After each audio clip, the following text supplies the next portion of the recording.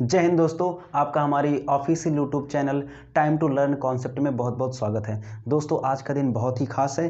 क्योंकि आज है 26 जनवरी, गणतंत्र दिवस। तो आप सभी को गणतंत्र दिवस की ढेरों सारी शुभकामनाएं। आशा है कि आप लोग स्वस्थ होंगे, मस्त होंगे और अपने परीक्षा की तैयारी में पूर्णतया लगे हुए होंगे। जी हाँ दोस्तों, आपको पता है कि 26 जनवरी 1950 को हमारे देश का संविधान लागू हुआ था। इसीलिए उस दिन को गणतंत्र दिवस के रूप में घोषित कर दिया गया और आज हम अपने देश का 74वां गणतंत्र दिवस मना रहे हैं। दोस्तों कक्षा 12 और कक्षा 10 वाले बच्चों का बोर्ड एग्ज़ाम बहुत ही नज़दीक है। तो ऐसे बच्चों को मेरी एक ही सलाह है कि वो लगातार प्रैक्टिस पर ज़्यादा फोकस करें। और इसी सिलसिले में मैं उनकी मदद करने के लिए लेके आ रहा हूँ प्रैक्टिस बैच, जो लगातार 15 दिनों तक चलेगा, हाई स्कूल और इंटर दोनों बच्चों के लिए। तो लेकिन आज का जो वीडियो होगा वो केवल कक्षा 12 वाले बच्चों के लिए होगा। आज हम प्रैक्टिस करने वाले हैं सिंटैक्स की। सिंटैक्स एक ऐसा टॉपिक है जो आपको 2 नंबर दे के जाता है, तो आपको इससे घबराने की कोई ज़रूरत नहीं। मैं उन सारे टाइप्स को इसमें क्लियर करूंगा, केवल एक नहीं बल्कि इसका एक और प्रैक्टिस सेशन आएगा जिसमें हम पूरे तरीके से सिंटैक्स को पढ़ रहे होंगे। हम आपके सामने क्वेश्चंस को लिखेंगे। जैसे जैसे हम क्वेश्चंस लिखते जा रहे हैं आप अपने मन में उसका आंसर सोच के बैठिएगा। फिर हम जब उसका आंसर देंगे तो आप ये देखिएगा कि आपका कितना सही हुआ और कितना गलत। तो चलिए चलते हैं। दोस्तों ये रहे प्रश्न, आप सभी लोग ध्यान से इस प्रश्न को देख लीजिए और अपने मन में इसका आंसर सोच के रखिए। चलिए हम स्टार्ट करते हैं। और आपको मैं बता दूं, ये सारे प्रश्न आपके सन 2022 यानी प्रीवियस ईयर में जो भी पूछे गए उन सब के प्रश्न समाहित किए गए हैं। क्वेश्चन नंबर फर्स्ट देखिए, लिखा है 5 शीप्स आर ग्रेजिंग। इसमें क्या गलती है आप सभी लोग स्पष्ट रूप से देख पा रहे हैं, यहाँ शीप्स लिखा है। और आप जानते हैं कि शीप, मेरे साथ आप दोहराइएगा इन शब्दों को, शीप हो गया, डियर, हेयर और फिश। ये 4 शब्द ऐसे हैं जिनका एक वचन और बहुवचन दोनों समान होता है। तो यहाँ पे ध्यान से देखिए, यहाँ शीप्स लिख दिया गया, जबकि शीप का सिंगुलर हो या प्लूरल दोनों समान होता है। तो ऐसी कंडीशन में अगर हम शीप्स लिखें तो वो गलत हो जाएगा, यानी गलती शीप्स में थी। तो क्या हो जाएगा, 5 शीप आर ग्रेजिंग, बिल्कुल सही है। चलिए क्वेश्चन नंबर सेकंड पर आते हैं। लिखा है हिज स्पेक्टिकल्स इज न्यू। उनका चश्मा नया है। यहाँ देखिए स्पेक्टिकल्स लिखा है। तो मैं आपको एक बात बता रहा हूँ, ध्यान से सुनिएगा। कुछ नाउन्स ऐसे होते हैं जो हमेशा पेयर में पाए जाते हैं, यानी जोड़े में। अगर वो जोड़े में पाए जा रहे हैं मतलब वो काउंटिंग में 2 आ रहे हैं। अगर काउंटिंग में 2 आ रहे हैं इसका मतलब वो प्लूरल में गिने जाएंगे। अब वो कौन कौन से नाउन हैं? Spectacles, goggles, glasses, pants, shirts, knickers, trousers, jeans, scissors, tongs. इस तरह के शब्द जो हमेशा पेयर में होते हैं, हम क्या करते हैं, उनको प्लूरल कंसीडर करते हैं। अगर वो प्लूरल होंगे तो उनके साथ वर्ब भी तो प्लूरल आना चाहिए, यानी इज यहाँ हो जाएगा गलत, आएगा आर। चलिए क्वेश्चन नंबर थर्ड पे आते हैं। यहाँ लिखा है he could not secure passing marks. इसमें क्या गलती है? यहाँ ही है, कुड बिल्कुल सही है, नॉट ये एकदम सही, सिक्योर ये भी सही है। अब इसमें गलती क्या है, पासिंग में गलती है कि मार्क्स में? तो देखिए मार्क्स बिल्कुल सही है, क्योंकि ये नाउन है। अब प्रॉब्लम अगर पासिंग में आ रही है तो क्या लिख दे कि वो सही हो जाएगा? तो देखिए जो नाउन होता है उसे या तो एडजेक्टिव की ज़रूरत होती है या तो उसे आर्टिकल की ज़रूरत होती है। तो मेरे भाई आप बताइए, क्या पासिंग एडजेक्टिव है? नहीं। क्या ये आर्टिकल है? नहीं। तो आर्टिकल या पासिंग, आर्टिकल या एडजेक्टिव में से कोई एक इसे बनाना पड़ेगा। तो देखिए पासिंग मार्क नहीं होता है, वो पास मार्क होता है। इवन आप इसे पासिंग मार्क्स अपनी डेली लाइफ में भी यूज करते हैं और आपको लगता है कि नहीं ये सही है, नहीं ये गलत होता है। ठीक, इसको हम किसी अन्य वीडियो में समझाएंगे कि ऐसा क्यों हुआ। आप इतना समझिए कि हाँ ये गलत है और पास ही लिखा जाएगा। चलिए क्वेश्चन नंबर 4 पे आते हैं। If he will come I shell help him. ये बहुत ही गजब कॉन्सेप्ट है कंडीशनल सेंटेंस का। जब आप कंडीशनल सेंटेंस पढ़ेंगे तो आपको हर टाइप क्लियर कराया जाएगा कि किस तरह से क्या गलतियाँ आ सकती हैं और आपको क्या करना चाहिए। तो चलिए देखिए इसमें क्या गलत है।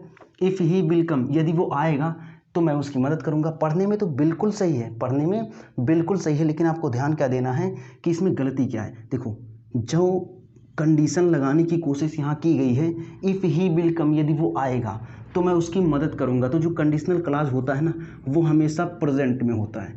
किस में होता है? प्रेजेंट में। अगर वो प्रेजेंट में होगा तो आप फ्यूचर क्यों कर रहे हो भाई?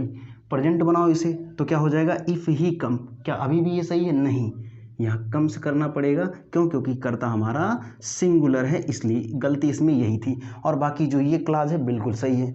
चलिए आते हैं क्वेश्चन नंबर 5 पर। I am tired in doing this. अब इसमें क्या गलती है भाई? आई एम टायर्ड बिल्कुल सही है। डूइंग दिस, अच्छा कुछ कर रहे हैं आप ना, कोई कठिन काम कर रहे हैं, तो बिल्कुल ही सही भाई। दिस मतलब ये क्या है? दिस एक प्रोनाउन का काम कर रहा है जो किसी नाउन का जगह लिया हुआ है, तो कोई गलती नहीं इसमें। लेकिन गलती क्या है? गलती प्रीपोजिशन में, यहाँ इन नहीं बल्कि विथ आना चाहिए। अब आप सोच रहे होंगे सर टायर्ड ऑफ होता है? बिल्कुल होता है। तो मैं आपको 2-3 बात क्लियर कर देना चाहता हूँ, उसको आप लिख भी लीजिए।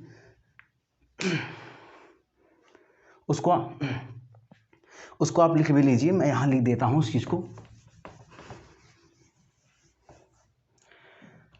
देखिए टायर्ड के साथ जो है, टायर्ड के साथ ऑफ भी आता है और टायर्ड के साथ आप विथ भी यूज़ कर लेते हैं। ठीक, ऑफ कब यूज करते हैं आप? जब कोई बैड पर्सन हो, यानी कि कोई गलत इंसान हो, या फिर आप लंबी बीमारी से जूझ रहे हो, यानी कॉन्टिन्यूड सिकनेस आपको लग गई हो, तो फिर आप वहाँ पर टायर्ड ऑफ यूज़ करते हैं। लेकिन विथ हार्ड लेबर के साथ ही यूज़ किया जाता है, तो इसलिए यहाँ पे विथ आ जाएगा। चलिए क्वेश्चन नंबर 6 पर आते हैं। लिखा है death is preferable than dishonour. Sorry, preferables नहीं होगा, प्रीफरेबल होगा। Death is preferable than dishonour. ठीक है, तो अब इसमें गलती क्या है? देखो प्रीफरेबल, प्रीफर एक ऐसा वर्ब होता है, ठीक है, प्रीफर एक ऐसा वर्ब होता है जिसको कंपैरिजन करने की ज़रूरत ही नहीं होती है। मैं आपको कुछ शब्द लिख रहा हूँ यहाँ पे, जैसे जूनियर हो गया, सीनियर हो गया, सुपीरियर हो गया, इन्फीरियर हो गया, प्रीफर हो गया। ये ऐसे शब्द होते हैं जिनके बाद हम कंपैरेटिव वर्ड देन यूज़ नहीं करते हैं, बल्कि क्या यूज़ करते हैं? टू यूज़ करते हैं। तो इसलिए यहाँ पर हमारा देन नहीं बल्कि क्या आएगा? टू आएगा। इन सब चीज़ों को बड़ा ध्यान रखिएगा दिमाग में। चलिए क्वेश्चन नंबर 7 पर आते हैं। The man disappeared after he has committed a murder. अब ध्यान से देखिए, मैन डिसअपीयर हो गया ना, पास्ट टेंस में बात हो रही है, बोलो हाँ। यहाँ लिखा है after he has committed a murder. अब देखो हैज़ आ गया भाई, क्रिया की पहली अवस्था, इसका मतलब ये प्रेजेंट दिखा रहा भाई। आप बताओ, उसने प्रेजेंट में कोई काम किया और भाग गया पास्ट में? ऐसा कभी होगा? ऐसा हो ही नहीं सकता है। तो जाहिर सी बात है पास्ट में उसने काम किया होगा, फिर पास्ट में उसके साथ एक घटना घटित हुई, तो आप इसे क्या बनाएंगे? पास्ट, यानी क्या आना चाहिए था? यहाँ पे हैड आना चाहिए था। बिल्कुल करेक्ट हो गया आपका। चलिए क्वेश्चन नंबर 8 पर आते हैं। His hairs are black. अब इसमें क्या गलती है? तो अभी भी मैंने बताया हेयर्स हो ही नहीं सकता, ठीक, हेयर होगा। और जब हम यूनाइटेड सेंस में बात कर रहे होते हैं तो वहाँ आर नहीं बल्कि क्या आता है? इज आता है, यानी क्या हो जाएगा? His here is black. ये आपका बिल्कुल सही सेंटेंस है। चलिए आगे के सेंटेंस को मैं यहाँ लिख रहा हूँ, जब तक मैं लिखूंगा आप फिर से वही काम करेंगे, सेंटेंस को देखेंगे और उसका आंसर सोच के रखेंगे। ये रहे प्रश्न आपके। जैसे क्वेश्चन नंबर 9 देखिए, being a rainy day we did not go out. अब ध्यान दीजिए इसमें गलती क्या है। यहाँ देखो गो एक वर्ब है, इस वर्ब को करने वाला कौन है? वी। यहाँ पर वर्ब है बीइंग, इसको करने वाला कौन है? पता ही नहीं। अगर हम इसका करने वाला वी को ही मान लेते हैं कि यहाँ पे सब्जेक्ट सेम ही है, तो क्या ये सही होगा? अगर हम यहाँ पे वी लिख दें तो B being a rainy day, मतलब हम ही बरसात के दिन थे और हम ही बाहर नहीं निकले, ऐसा तो गलत हो जाएगा। तो इसका मतलब साफ है कि यहाँ पर कोई ना कोई एक इस वर्ब का सब्जेक्ट जरूर से ज़रूर होना ही चाहिए था, जो कि यहाँ गायब है, इसलिए यहाँ पे क्या होना चाहिए था? इट होना चाहिए था। चलिए क्वेश्चन नंबर 10 पर आते हैं। Please knock on the door before you enter the house. इसमें क्या गलती है? देखिए नॉक के बाद ऑन भी आता है, एट भी आता है, दोनों आता है, बट यहाँ सही क्या है गलत क्या है? देखो जब knock as a verb use हो तो उसके साथ एट आएगा। ध्यान से सुनिएगा, जब नॉक वर्ब के तरीके से यूज होता है तो उसके साथ हम एट लगाते हैं, लेकिन जब ये knock as a noun use होता है तो इसके साथ ऑन लगाया जाता है। तो आप मुझे बताइए, यहाँ नॉक तो वर्ब के जैसा काम कर रहा है ना, तो वहाँ एट होगा कि ऑन? आप बोलोगे सर एट होगा। ध्यान रखिएगा इन सब शब्दों को। चलिए क्वेश्चन नंबर 11 पर आते हैं। I am too happy to see you. अब ध्यान से देखिए भाई, आपसे मिलकर मैं बहुत खुश हुआ, यहाँ टू सी यू आप ट्रांसफॉर्म मत करने लगिएगा, ठीक है, कि आप ऐसे बोलो कि I am too fat to run fast, तो वो गलत हो जाएगा। तो जाहिर सी बात है भाई, यहाँ पर मिलने का सेंस है, अगर यहाँ मिलने का सेंस है तो फिर यहाँ पर तो कोई गलती नहीं है, लेकिन यहाँ टू नहीं लगा सकते आप, यहाँ क्या लगाएंगे? आप वेरी लगाएंगे। चलिए क्वेश्चन नंबर 12 पर आते हैं। Mathematics is a tough subject. अब आप ध्यान से देखिएगा, क्या ये मैथमेटिक्स सही है? आप अपनी नज़र दौड़ाइए, सही लिखा है? गलत है भाई, मैथमेटिक्स होता है। देखिए मैथमेटिक्स, फिजिक्स, इकोनॉमिक्स सिविक्स, ये ऐसे शब्द हैं जो प्रोनाउंसिएशन करते वक्त ऐसे प्रतीत होते हैं जैसे ये प्लूरल हो, लेकिन ये एक्चुअल में सिंगुलर होते हैं, तो इनके साथ सिंगुलर वर्ब आना चाहिए, जो कि बिल्कुल करेक्ट है, यानी यहाँ मिस्टेक था तो स्पेलिंग का। चलिए क्वेश्चन नंबर 13 पर आते हैं। No sooner I reached the station the train had gone. ये गजब का कॉन्सेप्ट है, ये कितनी बार पूछा गया है, आप लोगों में भी पूछा जाता है, इसके हायर एग्जाम्स में भी ये बहुत बार आया है। ये दोनों तो ये तीनों क्वेश्चन मोस्ट वांटेड है, ये मान लो कि एग्जामिनर के फेवरेट क्वेश्चंस हैं, इनको बड़े ध्यान से आप पढ़ के जाइएगा और शब्द को बिल्कुल याद कर लीजिए ऐसे ही।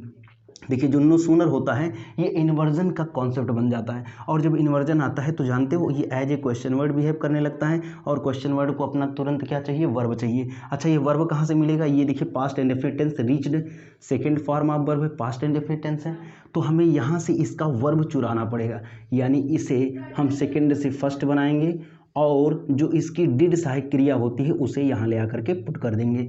क्या हो जाएगा, no sooner did I reach the station the train had gone. चलिए अगले क्वेश्चन पर आते हैं, क्वेश्चन नंबर 14।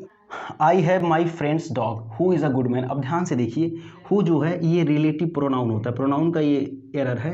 अगर ये रिलेटिव प्रोनाउन है भाई, तो रिलेटिव प्रोनाउन जो होता है वो आने वाले सेंटेंस को अपने ठीक पहले नाउन से जोड़ने की कोशिश करता है। तो जोड़ो, dog is a good man. आप कहोगे सर ये तो गलत है, डॉग कैसे गुड मैन हो सकता है, गुड मैन होगा तो माई फ्रेंड होगा, तो इसका मतलब क्या हुआ, माई फ्रेंड को वहाँ पर होना चाहिए था, डॉग को पहले होना चाहिए था। इसका मतलब ये पूरा का पूरा क्लॉज ही गलत, सॉरी ये पूरा का पूरा फ्रेज ही गलत लिखा गया। तो कैसे लिखा जाना चाहिए था, ये लिखा जाना चाहिए था the dog of my friend. अब आप कनेक्ट करके देखिए ज़रा, तो आएगा हु से पहले my friend is a good man, बिल्कुल करेक्ट हो गया। चलिए क्वेश्चन नंबर 15 पर आते हैं, लास्ट क्वेश्चन है।